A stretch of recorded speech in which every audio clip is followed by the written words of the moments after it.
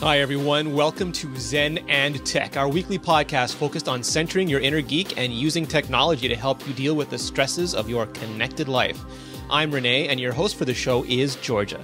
Before we begin, I just want to remind you that while Georgia is a therapist, she's not your therapist. Everything said or implied on this episode is for informational and entertainment purposes only and shouldn't be taken in any way as a replacement for personal, professional care. Georgia, good evening. Hello, Rene. Good evening to you as well. I'm doing very well, thank you. You are doing very well because you are grounded. You have a sense of self-worth and self-esteem that is not entitled, but is not, I don't know, what's the right term? It's balanced. And that's what we need to achieve, right? That's what we try to achieve. That's what we want to help others achieve. But not always so easy. Why is that? So this is why I'm curious. A lot of weeks we deal with these topics that are really important. And why aren't we just born with the correct balance of all these things? That's been a recurring question of mine that I keep forgetting to ask. Why don't I just wake up from day one perfectly balanced, perfectly adjusted, perfectly content? What's with all these issues? It's very interesting. When I went to school for psychology, I once asked one of my teachers, well, how do you build up self-esteem in someone else? And I was really disappointed in how difficult it is and how he didn't actually know. I was like, aren't you supposed to know? Isn't this what you're supposed to be dealing with?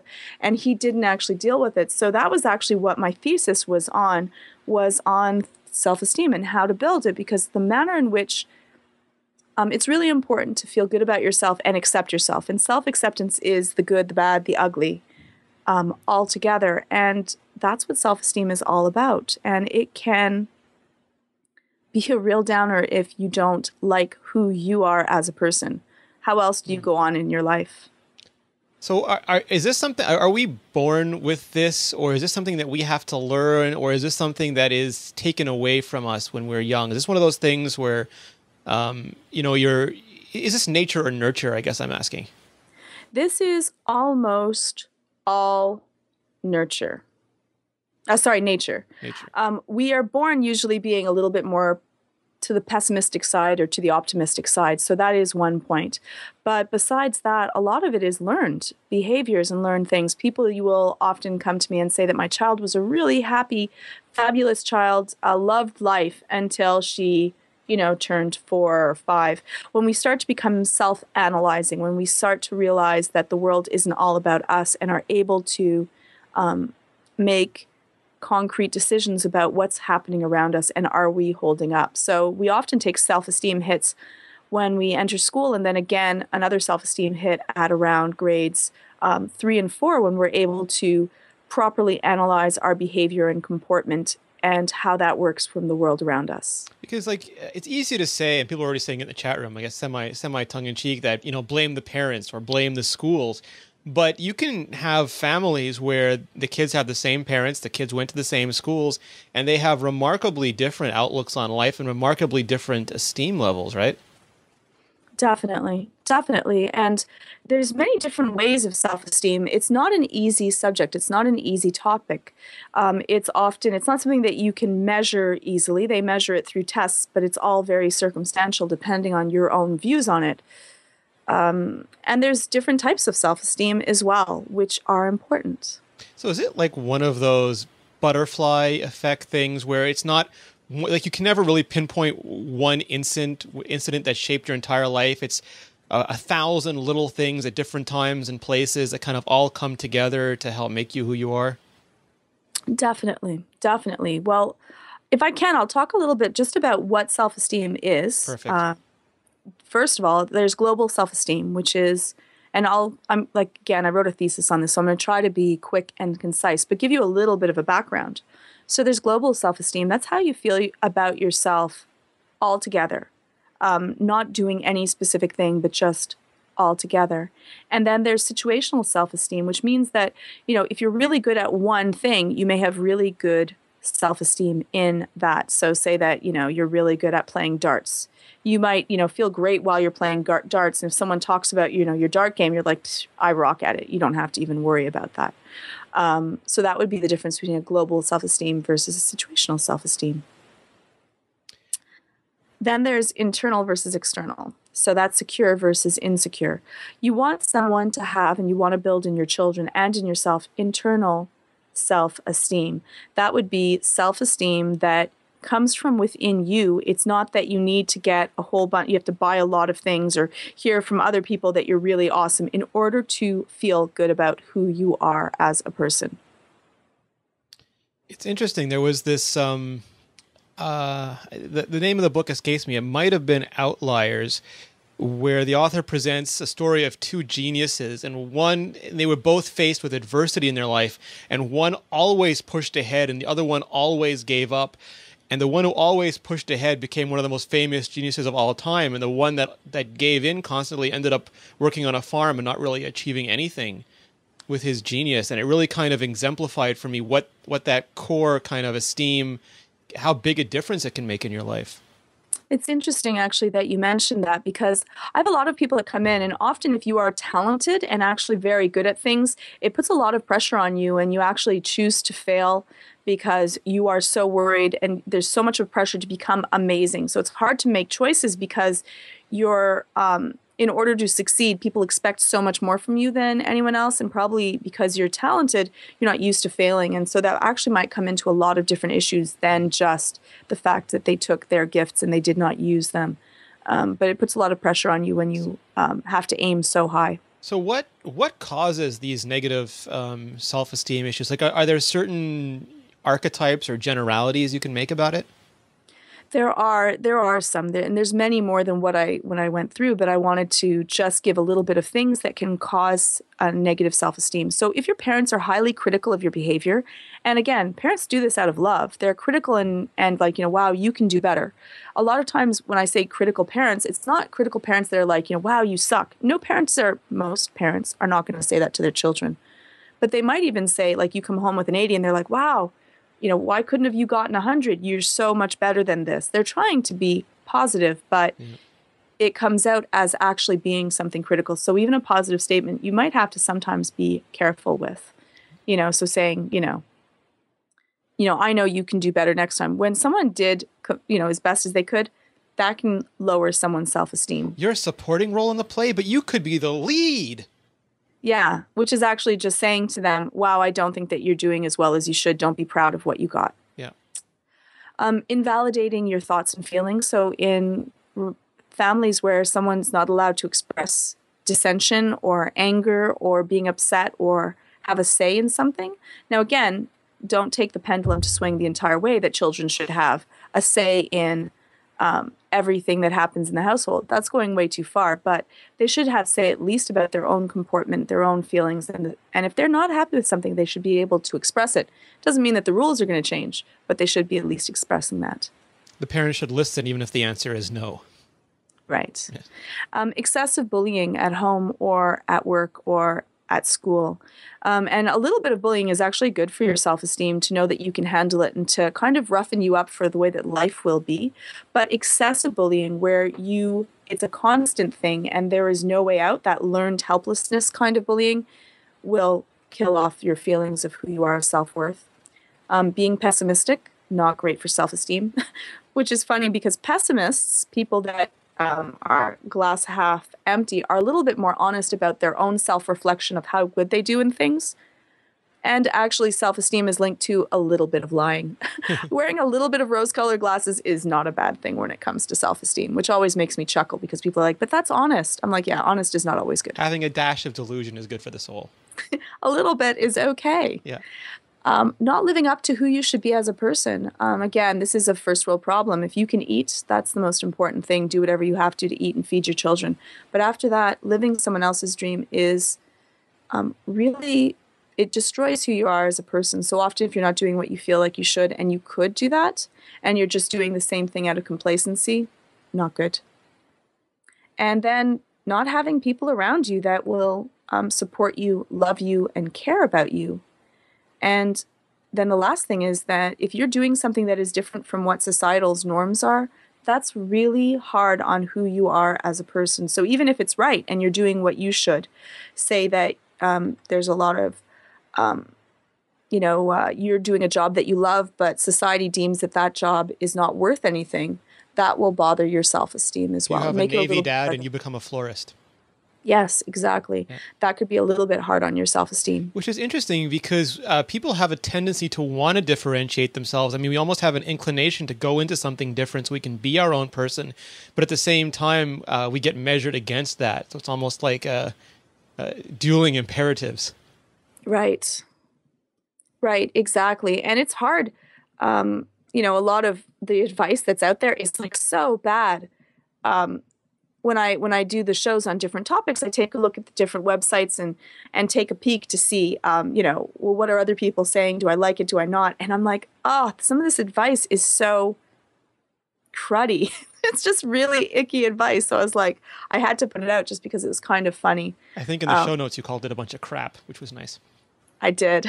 I said, this is the crap advice that people tell people will help their self-esteem. It's the infomercial advice, right? Is they want to sell you a pamphlet in 2 easy steps. It's the secret advice for self-esteem, yes.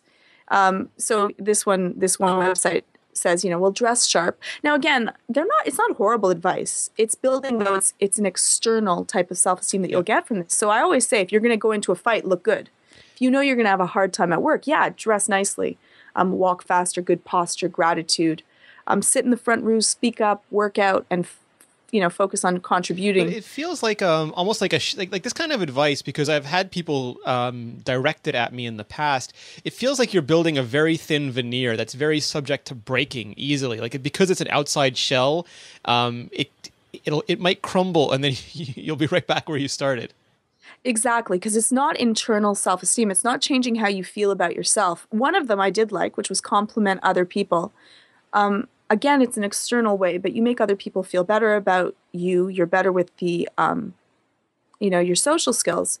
And so then, people will interact nicer with you and you'll feel that your social role is higher. And then that will build up internal self-esteem. So there was one that I thought, you know what, that one I can go with. It's almost like that bully thing where people, that stereotypical advice where you stand up to a bully, they'll crumble because they became a bully to kind of hide their own lack of self-esteem. But it's not the greatest way of going about that.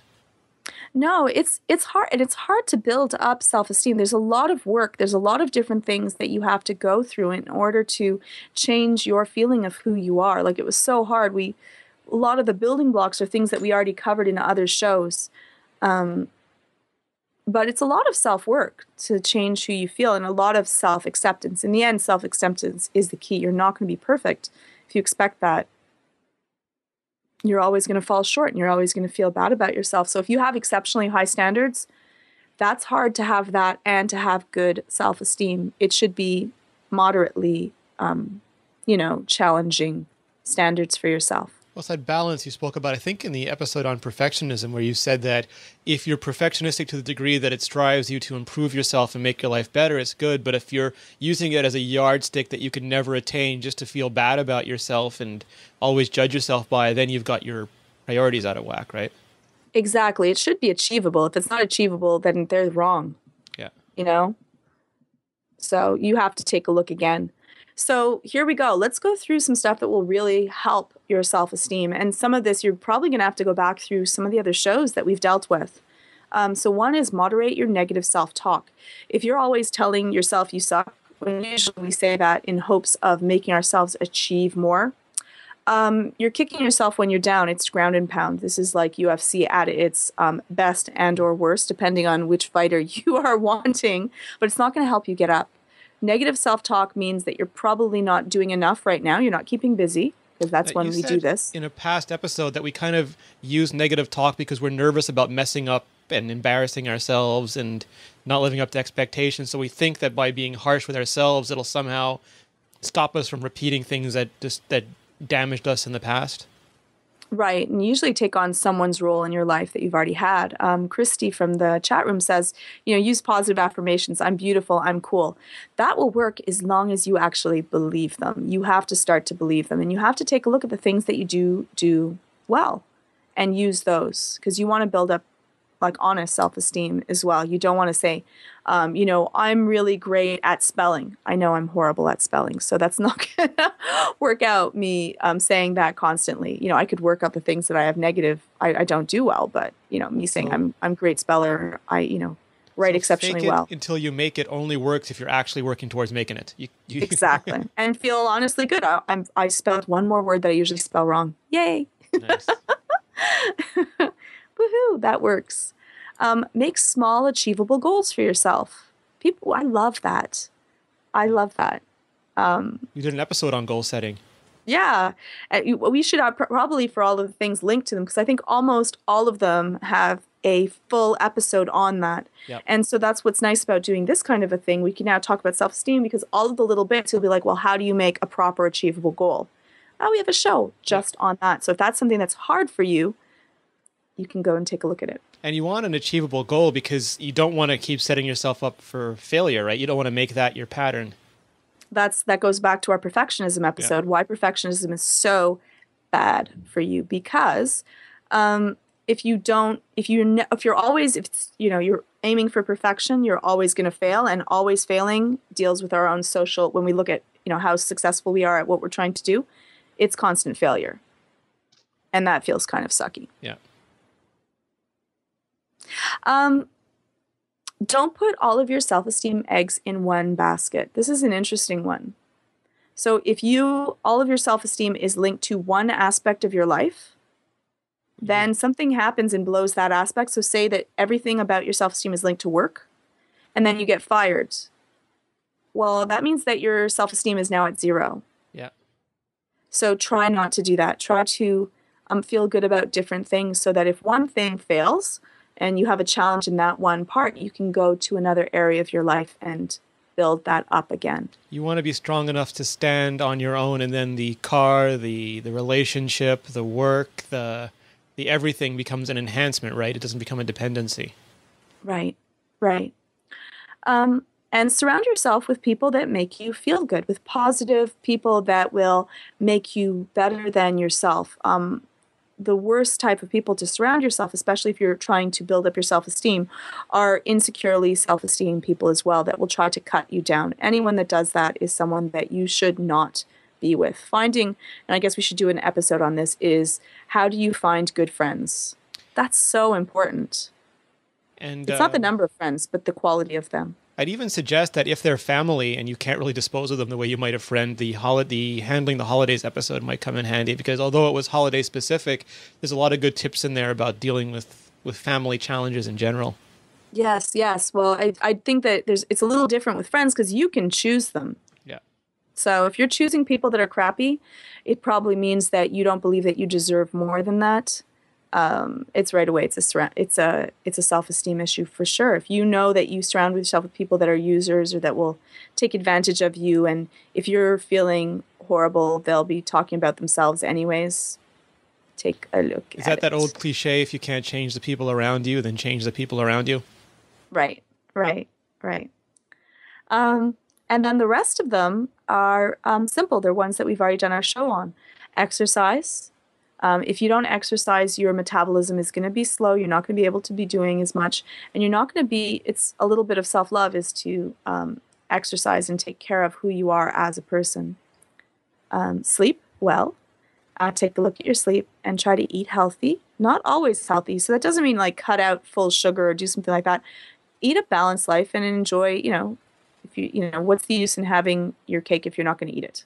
That's something Jeff's been doing a series of episodes on nutrition lately, and one of the things he said is if you decide to have the dessert, enjoy the dessert. Don't immediately beat yourself up and start, trash talking yourself for having had the dessert. Just enjoy it, right, and move on. Right, and if any of these basic ones, are giving you problems, definitely take a look. We have an episode on exercise, on sleep, on eating, on failure. Oh, failure is part of success. This one I love, and I skipped over it. I don't know why. Because it was an issue that I had to deal with. Fail to mention failure. I know. I know. I feel so horrible now. Is that failure is part of success, and go to it. Go to not worrying about failing. If that's the worst thing, is that you cannot succeed unless you try, and you cannot try unless you risk failing. So go for it. Just go full at something and risk the chance that you might actually completely fail at it. That's okay. The worst part is if you worry so much about failing, you're not even going to try. So Yeah, you can't grow. yeah, and it's okay to fail. It's part of the learning process, right? Fail. Our society goes against that, but it is. It's part of the learning process. It's part of the process of who you are as a person. And you always know if you really enjoy doing something, if you can fail at it and want to go back and try again. That's a good point too. I mean, there's something to be said for failing fast so that you can learn and move on and not just dwell on the failure. Right. And that's why someone that say, someone like Hickson Gracie's had 0 losses in fighting. And after a while, he stopped fighting. I wonder if part of it is because he knew after a while that he would fail and that one person would be that failure. It's better if you fail right away and it doesn't even become an issue. Yeah. So it's a terrible burden to carry, actually. It's horrible, horrible, horrible burden. I'm the first 3 fights that I ever did, I lost to someone that I was like, oh, really? Did I have to lose to that person? Really? But then I didn't have to worry about it. I just said, okay, I'm just going to keep on going, and hopefully every once in a while I will succeed. There's also, if you come from an incredibly successful family, like especially if your father or mother were really famous, like an Olympic medal or Nobel Prize, and not even to that degree, but they started a company, that can be a lot to live up to, but you don't have to measure yourself based on that success either, right? Right. Or I see people that protect their children from failing. And that's actually really dangerous. It sets off, because I had a problem with failure. It sets off like alarm bells for me. I'm like, don't do it. Don't do it. Let your children fail and teach them that that's okay. Don't stop your children from learning that they can get back up. It's resiliency. So if you stop your children from getting in trouble because because they forgot their homework, you're bringing it in for them, you're teaching them something that's really bad about, learning consequences. They lose a basketball game and you're like, oh, you didn't really lose. It was the ref's fault. What are you doing? You're teaching them 2 things. One is that they're not strong enough to deal with failure. And 2, they're learning that it's someone else's fault. They're not going to take their own responsibility. And that, wow, it must be horrible for me to fail if my parents would protect me from it. And then they're going to start that failure schema of that they can't do that. It's something horrible. I wonder, tell me if I'm wrong about this, but when you fail and you keep trying and you succeed, you get a feeling from that kind of builds your esteem. It lets you know that these aren't insurmountable things and that you can get that sense of accomplishment. And that to me seems like it's a very important thing to learn to build that esteem. Right. We bubble wrap people. We bubble wrap them, protect them from being bullied, protect them from, consequences from their teachers, from feeling bad about not being able to do something, so much so that, and then we send them out into the world. It's almost cruel. They have no skin. They haven't learned how to deal with life. And then you go out into this world that is kind of cruel and kind of mean. And if you come in late, your boss isn't going to say, that's okay, honey, I'll help you with that. No, they're going to yell at you and you're going to get fired. It's not nice. It's actually quite selfish. And people will be angry as they get up. When they grow up later in life, they'll be like, why didn't my parents teach me this, that there's consequences, that sometimes people are mean and they're going to say something to you. And no, it's not okay. You have to deal with it and suck it up. So, let them learn failure, know failure, and not be scared of failure. And especially if you can let them do it when they're young and it's very small and not very damaging things, it builds exactly that resiliency. But the longer someone's protected for, I think it ends up being the higher they have to fall and the more damaging the impact will be. But if they're used to it from a young age, it just becomes part of life and part of process, and it becomes an incredible advantage. It's so amazing for them. That and delaying gratification are really great. We'll deal with that when we do children. Paul in the chat room mentions everyone gets a trophy. I hate that. It really does bother me. In life, there are sometimes you're going to get the promotion and other people aren't. Not everyone's going to get the promotion. So let them learn that, it's meritorious, that the more that you do, the more that you put in, the better that you have to get through with that. And it works out better for them after. So what are the baby steps, George? If someone's listening to this and they sort of identify themselves as having this self-esteem thing, out of all the stuff you said, where would you suggest they begin? Well, oh, and also get a doctor's checkup. If you're feeling really down about yourself, it might actually be your thyroid or your iron or something else, so that you can deal with that. Yeah, important to know. I think that one of the main things for you to do is definitely take all of the tips. So take a look at where your self-esteem actually is, what you feel good at and what you don't. And then take the little steps of exercising, sleeping, and eating well. Just do that for the beginning. And then I love to do small, little, tiny, mini tasks. Like, I mean, little, tiny, cruddy things I learn how to do that makes me feel good about who I am. So, learn something, do the small, little, tiny successes. Usually, competency, being competent at what we're doing is something also really important. So, say for myself, I might be working on, spelling, writing more effortlessly, relaxing, managing my time better, things that are weaknesses for me. That would be where I would probably start with. And if all of your self-esteem is in one place, try to put it in other things and look at the things that you're doing every day to help yourself and really say, I'm proud that I'm making an effort. And you have to really say that, because we can be proud of other people's efforts, but it's hard for us to be proud of ourselves. Yeah. Absolutely. And we have episodes for all of that. So I would say go back through the beginning episodes and see how they do. So is that the homework? That would be the homework, is just a little bit of self-reflection. See where you are at. Awesome. Georgia, where can we find out more about you? You can find me on Twitter at GeorgiaTIPB, and you can find me on the website, www.ZENandTECH.tv. Nice. And you can find me at Rene Ritchie on Twitter. You can find me at tippy.com or ZENandTECH.tv.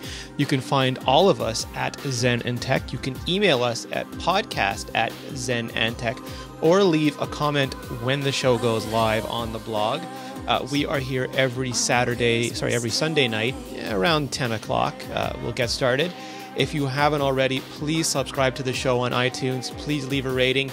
It helps iTunes know you like the show. They'll feature it. Maybe we'll get more people listening, and we'll have more people to talk with, because I think, and Georgia, correct me if I'm wrong, but we love to hear your feedback. We love to hear your ideas for shows, and we really love to hear how you're doing on your journey.